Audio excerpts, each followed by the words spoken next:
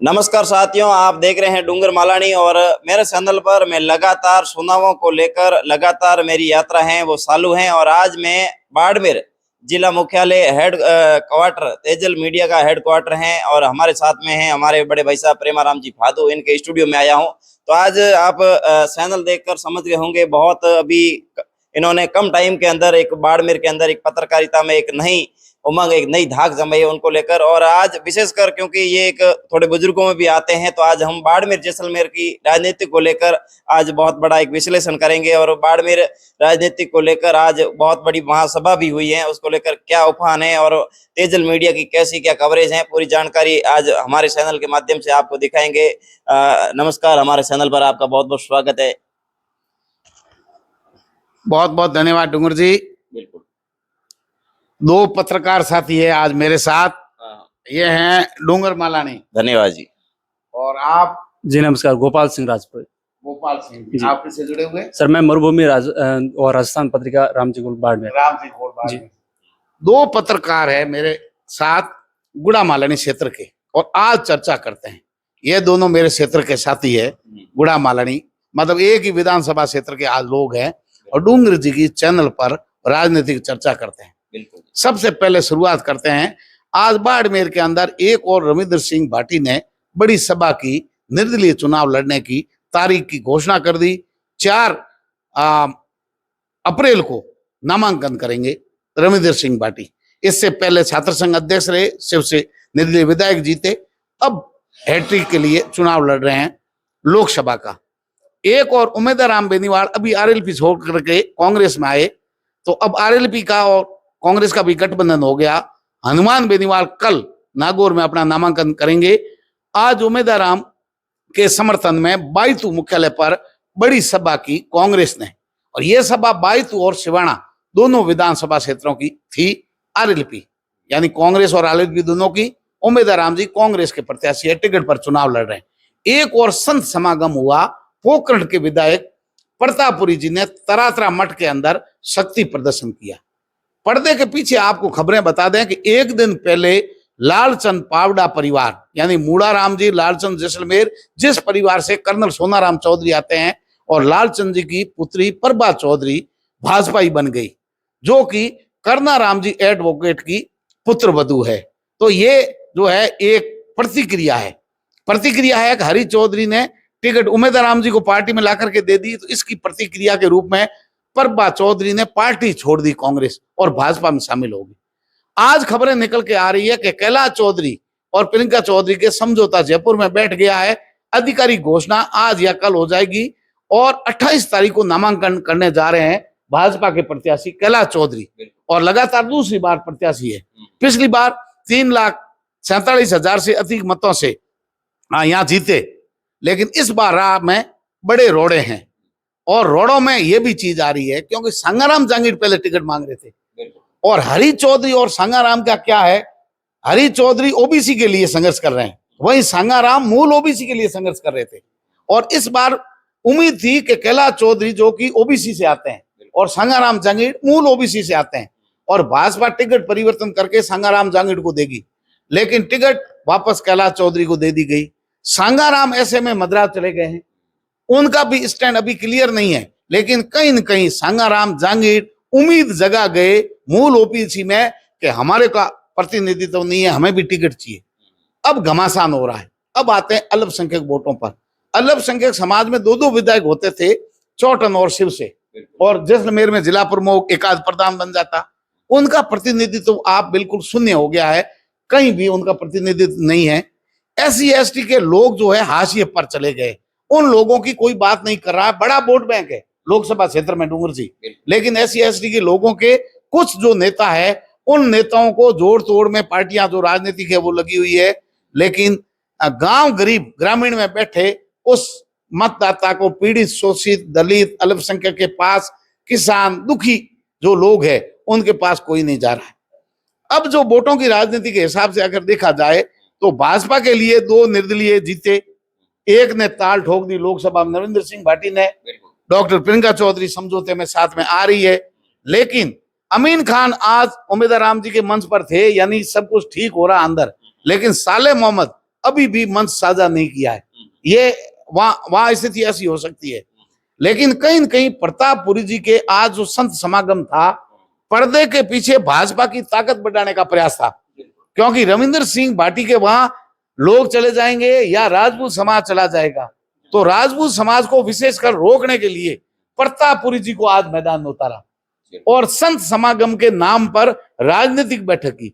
हालांकि लोग सब पहुंचे थे वहां, आजाद सिंह राठौड़ पहुंचे, बाड़मेर के रावत त्रिभुवन सिंह जी थे, आज रविंद्र सिंह भाटी भी वहां पहुंचे थे संतों से आशीर्वाद लेने, कैलाश चौधरी, के बिश्नोई मंत्री सब पहुंचे थे। लेकिन कहीं न कहीं जो मामला था, संतों को बुला करके मोदी जी के नाम पर वोट मांगने का योजना थी। लेकिन आपके क्षेत्र में भी लोग नाराज बताए जा रहे हैं कुछ दिनों से। बिश्नोई समाज में कैलाश जी के प्रति रोष है कि कैलाश चौधरी ने के बिश्नोई की लोग विधानसभा में टिकट कटाने का प्रयास किया, अनंत राम को लाना चाहते थे। वहीं बाड़मेर में दीपक चौधरी को टिकट दी, निर्दलीय विधायक के रूप में प्रियंका चौधरी जीत गए। शिव के अंदर स्वरूप सिंह को टिकट दी, जमानत जब्त होगी 2 जगह, और रविंद्र सिंह भाटी जीत गए। टिकट वितरण का जो मामला था, पचपदरा के अंदर भी प्रकाश माली का नाम चला, लेकिन बाद में टिकट अरुण चौधरी को दे दी। इसी प्रकार हमीर सिंह भाईल की टिकट बनने की चर्चाओं के बीच में वापस हमीर सिंह भाईल को मिल गई। तो टिकट वितरण में कहीं न कहीं कैलाश जी के आरोप लगे, और लोकसभा में 5 साल का कार्यकाल है, किसानों का मामला उनके साथ जोड़ने के बाद भी लोगों के मन में है कि बीमे के कंपनियों करोड़ों रुपए डकार गई, समय पर पैसा नहीं मिला। हालांकि केंद्र सरकार की जो बड़ी योजनाएं थी धरातल पर, उन्होंने अच्छा काम किया, भले ही स्टेट हाईवे का हो, नेशनल हाईवे का हो, या जो भारतमाला प्रोजेक्ट है, पोस्ट ऑफिस के अंदर यहाँ वीजा कार्यालय वगैरह खुल गया है, अभी एयरपोर्ट्स की, हवाई अड्डे की भी अनुमति मिल गई है। जो प्रोजेक्ट थे, जल जीवन मिशन में करोड़ों रुपए उनको दिए गए, शौचालय निर्माण के, प्रधानमंत्री के आवास की योजना, धरातल पर काफी किसानों के खाते में सीधे पैसे देने वाले। लेकिन सबसे बड़ा कैलाश चौधरी पर आरोप और उनकी कमजोरी यही है कि वो आम लोगों से मिले नहीं। 5 साल के क्षेत्र में सुख दुख में कैलाश चौधरी शामिल नहीं हुए, तो लोगों में एक नाराजगी का कारण ये है। लेकिन मोदी का मिशन पूरा करने के लिए भाजपा के लोग कोई कसर नहीं छोड़ रहे हैं जी। अब जो आरएलपी और कांग्रेस का गठबंधन है, जितना दिख रहा है कि कांग्रेस आरएलपी जीत की ओर जा रही है, इतना आसान नहीं है, क्योंकि रविंद्र सिंह भाटी को कमजोर नहीं आके जो आग लगाई सांगाराम जहांगीर ने ओबीसी के दिलों में कि आपका प्रतिनिधित्व होना चाहिए, वो ओबीसी अब रविंद्र सिंह भाटी की और मूल ओबीसी रविंद्र सिंह भाटी की ओर शिफ्ट हो सकती है। एससी के वोट जो है SC/ST के, वो शिफ्ट हो सकते हैं। अल्पसंख्यक वोट पिछले विधानसभा चुनाव में भी दिए, 2 मुस्लिम लोग खड़े, फतेह मोहम्मद और अमीन खान, उसके बावजूद भी रविंद्र सिंह भाटी को बॉर्डर इलाके में बड़ी संख्या में अल्पसंख्यक समाज के लोगों ने मतदान दिया, तो यहाँ भी इनको भी कमजोर नहीं मान सकते। लेकिन प्रियंका चौधरी, कैलाश चौधरी के इतने झगड़ों के बाद में आज राजीनामा होगा, राजीनामे में बाद जनता का मन कितना मिलेगा, ये देखने की बात है। जनता का मन कितना मिलेगा, ये बड़ी चीज होगी। अब मानुल सिंह नाराज होके बैठे हैं, उनके घर में संकट आ गया। अब कयास ये है कि 1-2 दिन में वो भाजपा ज्वाइन करने वाले हैं।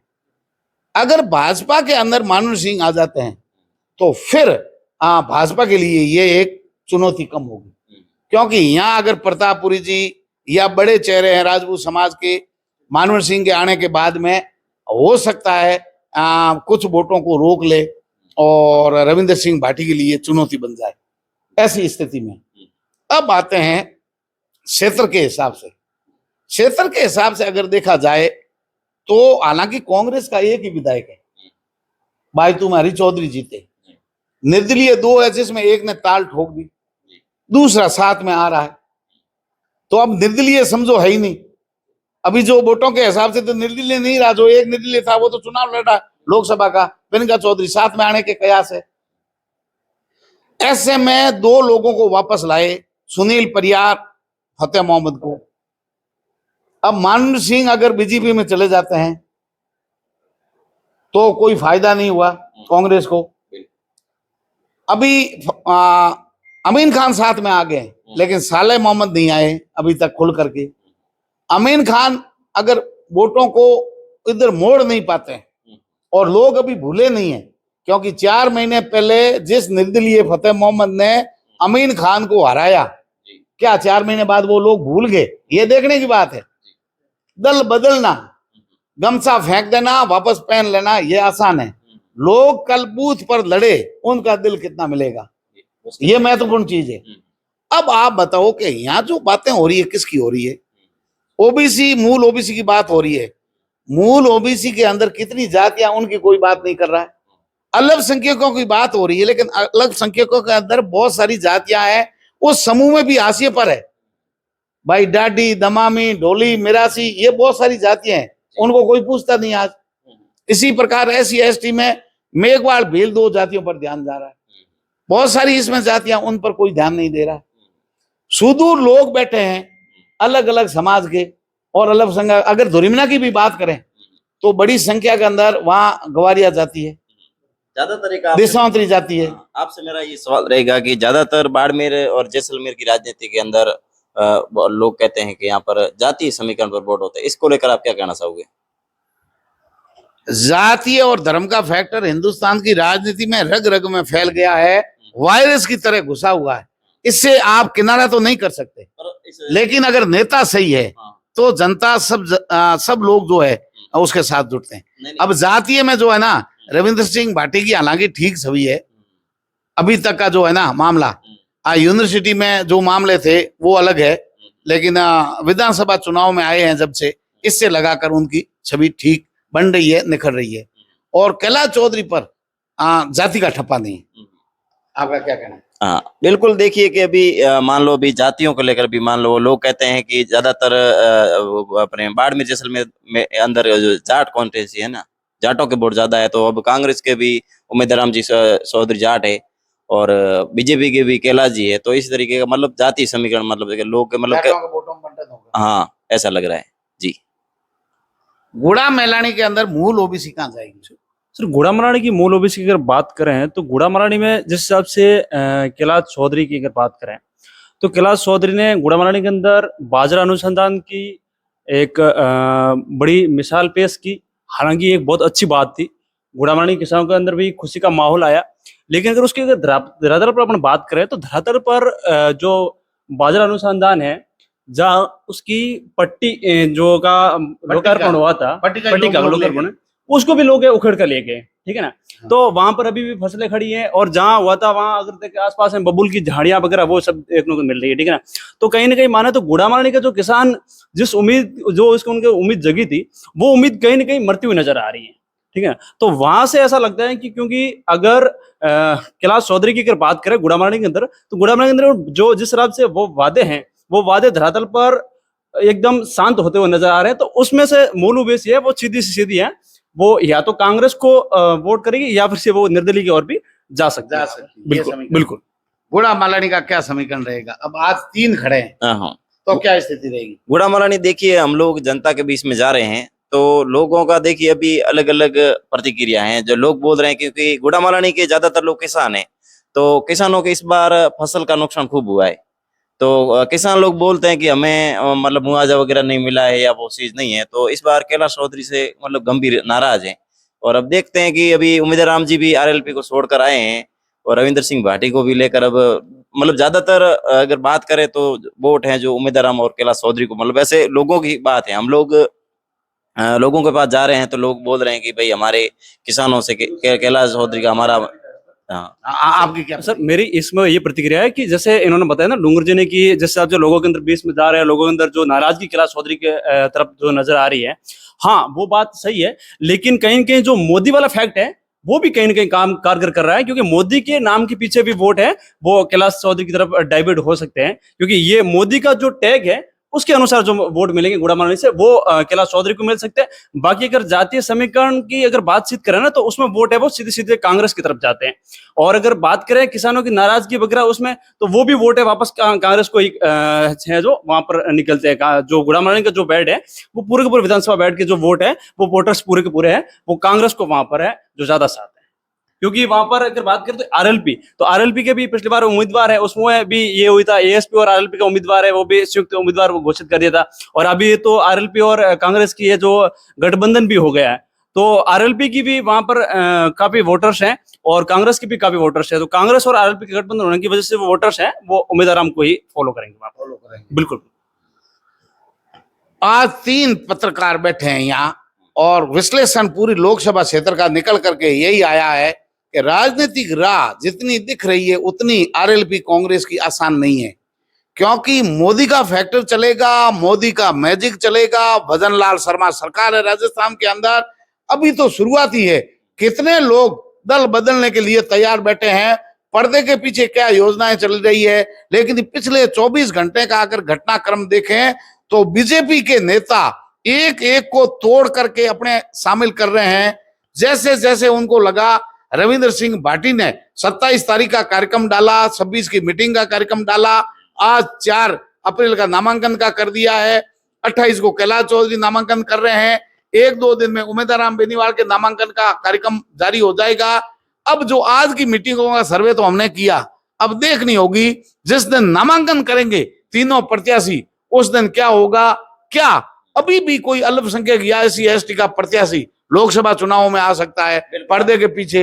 ऐसा भी हो सकता है। बिल्कुल। अभी जो बामसेप के एक राष्ट्रीय अध्यक्ष हैं ताराराम जी मीणा, जो लगातार अपनी यात्रा कर रहे हैं जालो अपने बाड़मेर जैसलमेर की, तो वो भी अभी इस बार निर्दलीय के रूप में मैदान में है। ताराराम जी अभी संभावना 3 से 4-5 नहीं, अभी भी वो काफी दिनों से सरसा में, पिछले 2 महीनों से यात्रा भी कर रहे हैं। ये हमारे बीच में भी एक पॉइंट रह गया था। लगातार ताराराम जी मीणा है जो सेनेद्री से इस बार निर्दलीय की ताल ठोक रहे हैं।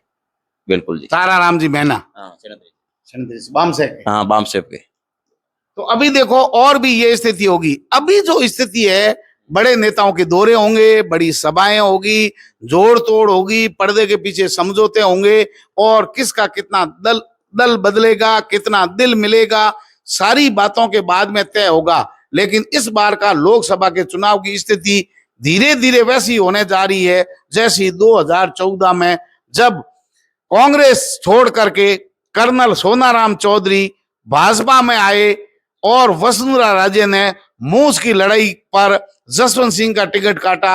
जसवंत सिंह निर्दलीय मैदान के अंदर उतरे और हरि चौधरी भी चुनाव लड़े। तब हरि चौधरी 2,20,000 मत ही प्राप्त कर सके, जसवंत सिंह 4,01,000 मत प्राप्त किए। वहीं कर्नल सोनाराम चौधरी जो है 4.5 लाख से अधिक मत प्राप्त कर विजयी रहे। वही स्थिति घटनाक्रम अब वापस आ रहा है। आरएलपी से उम्मीदवार आम कांग्रेस में आए और अब टिकट ली है और जहां वर्तमान सांसद जो है कैलाश चौधरी भाजपा की दूसरी बार टिकट चुनाव लड़ रहे हैं, तीसरे ने ताल ठोक दी है। जसवंत सिंह की तरह रविंद्र सिंह भाटी मैदान में आ गया है। वोटों का ध्रुवीकरण होगा, जातीय फैक्टर चलेंगे, क्षेत्रीय फैक्टर चलेंगे, लेकिन पत्रकार अपनी भूमिका सही तरीके से निभाएंगे, पल पल की अपडेट आपको देंगे। हमारा अपना क्षेत्र है, हम भी किसी की और किसी को मत देंगे, लेकिन पत्रकार के नाते, एक पत्रकार होने के नाते आपको पल पल की अपडेट देंगे। आज का जो वीडियो है, आज की जो खबर है, मालानी चैनल के लिए, डूंगर मालानी चैनल के लिए तेजल मीडिया स्टूडियो में बनाई है। पल पल की अपडेट के लिए हम लोगों के साथ जुड़े रहें। हम ऑनलाइन भी आपस में जुड़ेंगे और आपको निराश नहीं करेंगे। देखते रहिए तेजल मीडिया के साथ, डूंगर मालानी चैनल। नमस्कार।